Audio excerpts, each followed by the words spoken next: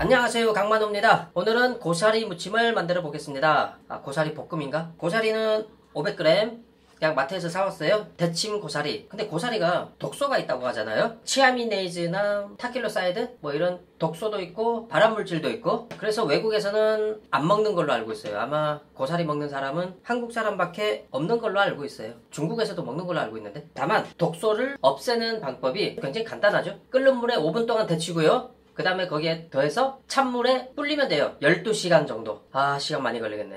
네, 그것만 하면 됩니다. 데침 고사리. 그럼 이거 그냥 그대로 쓰면 되겠네? 네, 그대로 쓰면 될 거라고 생각하는데요. 의심이 들죠? 제대로 데쳤을지, 물에 제대로 불렸을지, 그걸 어떻게 믿어요? 제 눈으로 안 봤으니까 모르는 거죠. 더 의심스럽게 하는 게, 여기 보면은 뭐 소비기한, 그럼 제조일자, 별도 표시 이렇게 적혀 있거든요. 자, 별도 표시를 아무리 찾아도 없습니다.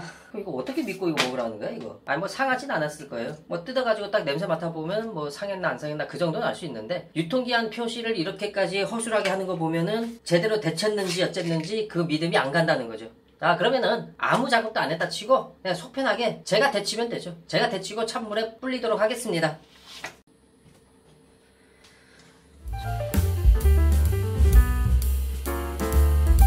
근데 이 고사리를 보면은요, 마치 나뭇가지처럼 딱딱한 게 있어요. 이런 거 못 먹는 거니까 버려요. 만지다 보면은 딱딱한 게 딱 걸릴 거예요, 손에. 사람의 손가락 끝이 혀 못지않게 예민하거든요. 감각을 어느 정도 믿어도 됩니다. 네, 이런 거 부러질 것 같은 이런 느낌에. 네, 이런 거. 완벽하지 않아도 됩니다. 나중에 적당한 길이로 썰어 줄 거거든요. 그때 또 따로 골라낼게요. 네, 물이 끓기 시작하면은 고사리 넣어 주겠습니다. 네, 그럼 이렇게 한 5분만 데치도록 하겠습니다. 6분, 7분 정도 삶았고요. 그럼 찬물에 씻어 오겠습니다. 네, 그리고 찬물에 좀 씻어 왔고요. 물을 계속 갈아가면서 물 조금만 빼주겠습니다. 대충 물 빼고요. 한 3분의 1 정도 크기로 고사리를 썰어주고요. 양념을 해주겠습니다. 간장 1스푼. 아니야, 1스푼 너무 적은가? 간장 2스푼. 멸치 액젓 1스푼. 맛술 1스푼. 네, 그리고 잠시 재워 놓겠습니다. 근데 이 고사리는 한 3000년 전에도 독소가 있다는 거를 알고 있었던 것 같아요. 수천 년 전부터 고사리를 먹고 살았더라고요.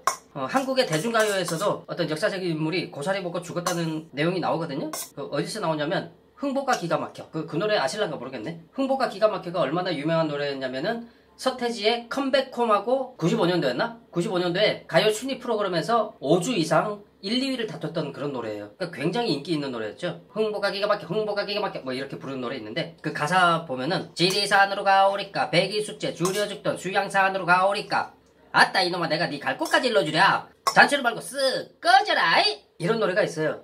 근데 거기서 배기 숙제 줄여 죽던 수양산으로 가오리까, 저 그 당시에 제가 그게 무슨 말인지 전혀 몰랐거든요. 제가 너무 무식해가지고.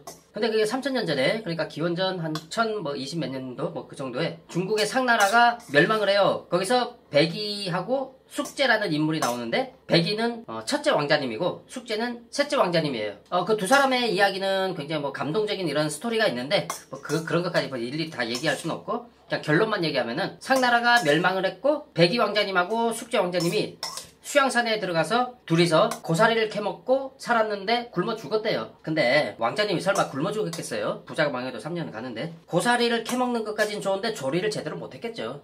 왕자님들이 조리법을 알겠냐고요. 맨날 그 평생을 궁녀가 차려주는 수라상만 이렇게 받아먹었지. 고사리 조리법을 알면 그게 더 이상하죠. 아마도 독소를 빼기 위해서 적절한 조리를 해야 되는데 그걸 안 하고 그냥 먹었다가 잘못 먹어서 죽지 않았나. 이건 그냥 제 뇌피셜입니다.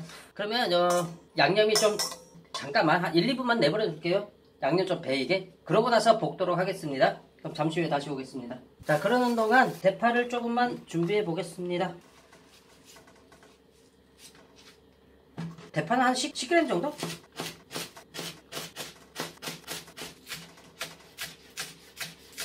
대파도 같이 넣어줍니다. 자, 그럼 이제 볶아주겠습니다. 식용유 2스푼, 간마늘 한 스푼 넣고 볶아줍니다.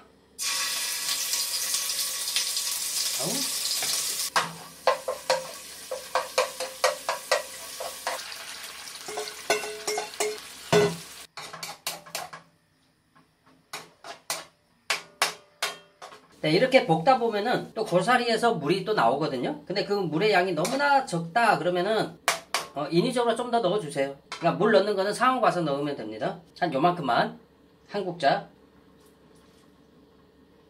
물 3스푼 정도 될 거예요. 그러면 이대로 뚜껑 덮고 한 2분만 쪄줄게요. 네, 그럼 여기서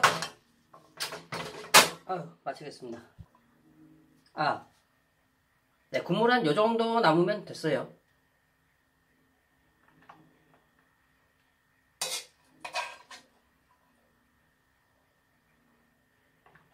알아서 식겠지.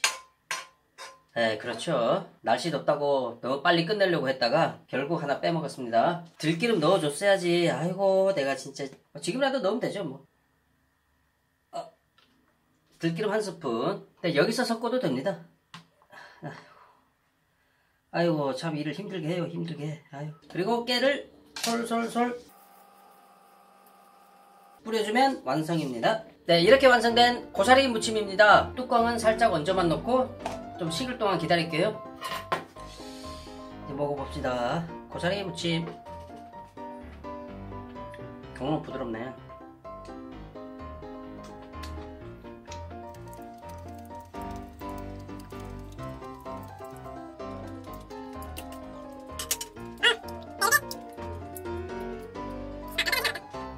네, 간단한 밑반찬을 또 한번 만들어 보았습니다. 그리고 저는 좀 일을 나가봐야 되는데 날씨가 너무 더워서 일 나가는 게 좀 무섭긴 하지만 뭐 그래도 어쩌겠습니까. 적당히 밥 챙겨 먹고 일 좀 나갔다 오겠습니다. 지금까지 영상 봐주셔서 감사합니다.